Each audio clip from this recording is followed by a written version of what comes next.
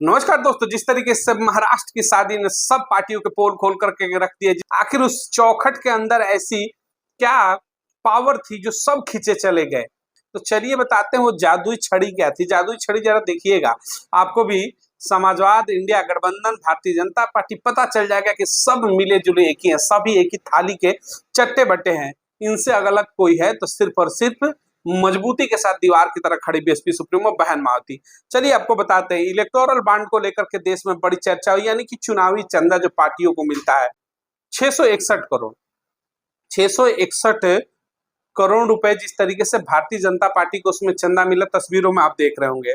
वहीं 1601 करोड़ रुपए की अगर हम बात करते हैं तो वो टीएमसी को मिलता है। जी हाँ, 1600 करोड़ रुपए लगभग का समझिएगा।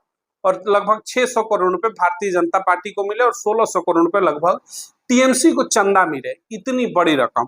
वहीं बात करते हैं ईमानदारी की ढोल पीटने वाले, झाड़ू लेकर के ताधीन ताधीन करने वाले, पूरी दिल्ली के अंदर अपने आप को कट्टर ईमानदार बोलने वाले, तिहाड़ जेल में इस समय विश्राम कर रहे दिल्ली के मुख्यमंत्री अरविंद केजरीवाल की।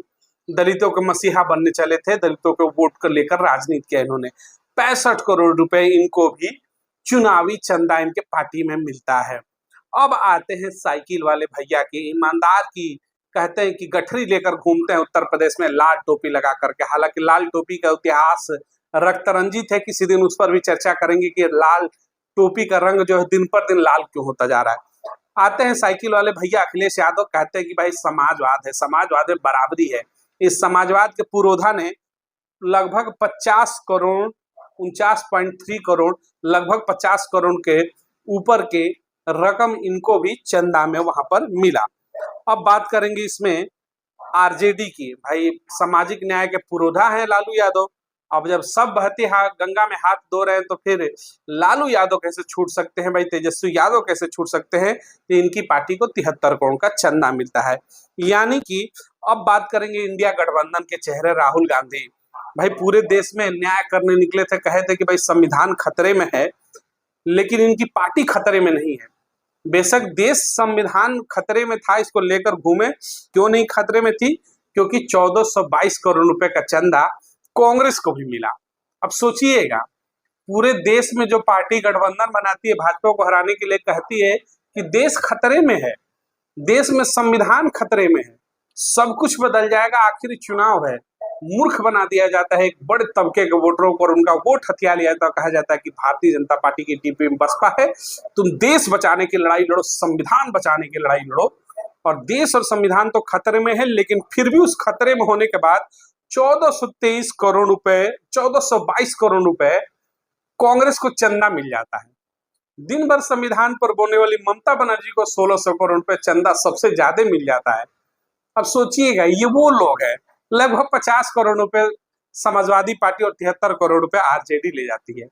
अब आते हैं उस चेहरे के ऊपर जिसको ये लोग कहते हैं कि भाजपा की बी टीम है। देखिएगा, 600 करोड़ भाजपा लेती है तो 1600 करोड़ टीएमसी लेती है, तो वहीं 1200 से 1400 करोड़ लगभग कांग्रेस ले जाती है। आंकड़े में थोड़े बहुत अंतर हो सकते हैं, लेकिन जो भाजपा की बी टीम है वो 0 रुपए ले जाती है। यानी कि बीएसपी इलेक्टोरल बॉन्ड में वो प्रमाणित है गवर्नमेंट की तरफ से कि एक भी पैसे उनको नहीं मिले।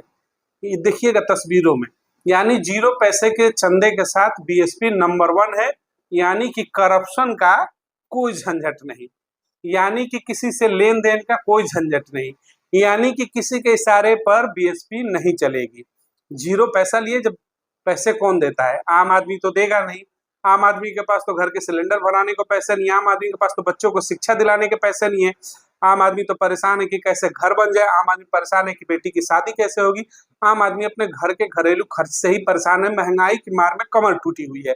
तो आम आदमी तो चंदा देगा नहीं। चंदा देता कौन है? तो चंदा उद्योगपति देते हैं। अब चंदा उद्योगपति देंगे तो उनके घर बेटे की शादी होगी, तो बेशक हम उनको चुनाव से पहले गालियां देते हो, लेकिन चुनाव के उनके बेटे घर शादी होगी तो जाकर ठुमके तो लगाने पड़ेंगे। फिर तो समाजवाद उनके दरवाजे पर पहुंचेगा, नतमस्तक हो जाएगा।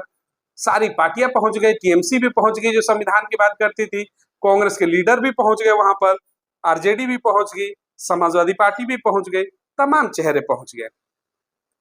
आज देखिएगा, आज ये वो चाल चरित्र इन विपक्षियों का है जो बीएसपी के ऊपर आरोप लगाते थे। बीएसपी ने किसी भी उद्योगपति घराने से 5 रुपए का भी चंदा नहीं लिया।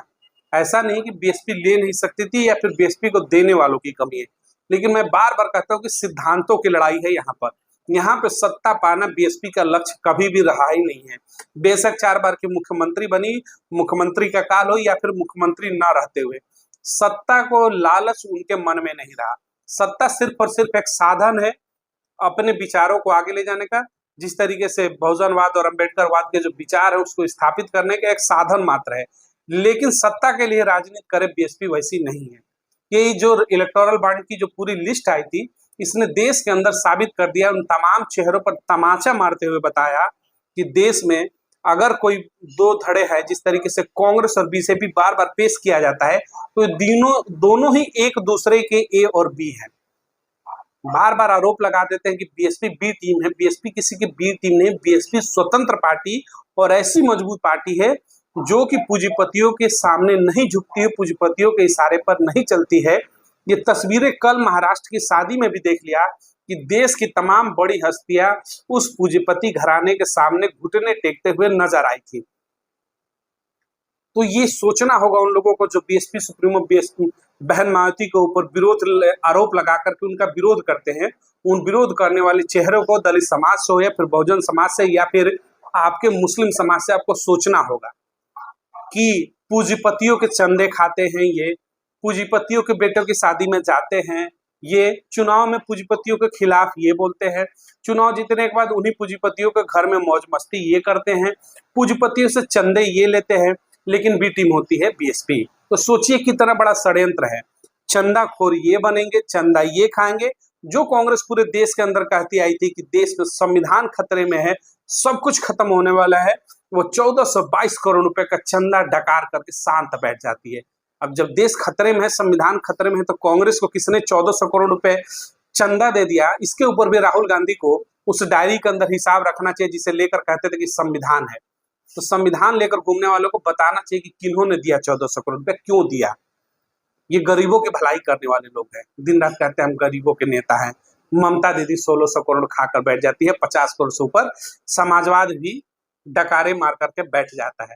और ये लोग कहते हैं कि फिर हम दलितों की हितैषी हैं, हम दलितों के लिए काम करेंगे, दलितों को भागीदारी दिलाएंगे, अल्पसंख्यक बहुजन तमाम मुद्दों पर कहते हैं कि देश में हम ही शांति स्थापित कर देते। देश के अंदर खतरा है, इस समय संविधान खतरे में है।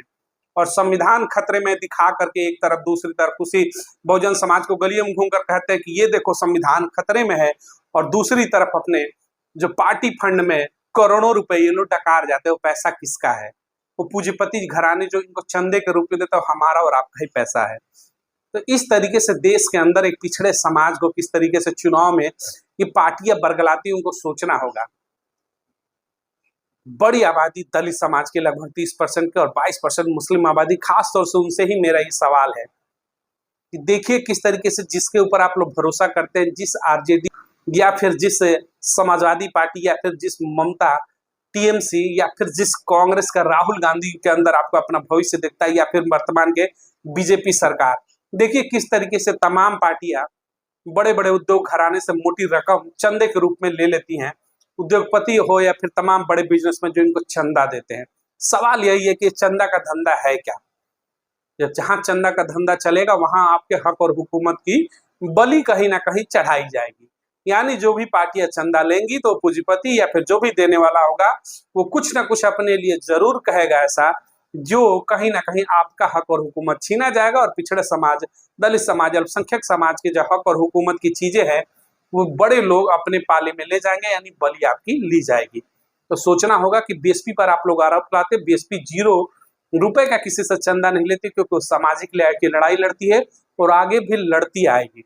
सत्ता पाना एकमात्र लक्ष्य नहीं है बीएसपी का, सत्ता में और समाज के अंदर परिवर्तन ही सबसे बड़ा लक्ष्य है, जिसे लेकर के बीएसपी सुप्रीमो बहन मायावती लगातार अपनी मुहिम चलाती हुई नजर आ रही है। 2027 का चुनाव है, उसको लेकर के कमर कस चुकी है बीएसपी। आप भी तैयार रहे, ये मुखौटे फिर से आएंगे, ये चंदा का धंधा करने वाले फिर से आपके बीच में आएंगे और आपको बरगलाने का काम करेंगे। लेकिन आप इस बार कमर कस करके तैयार रहिएगा।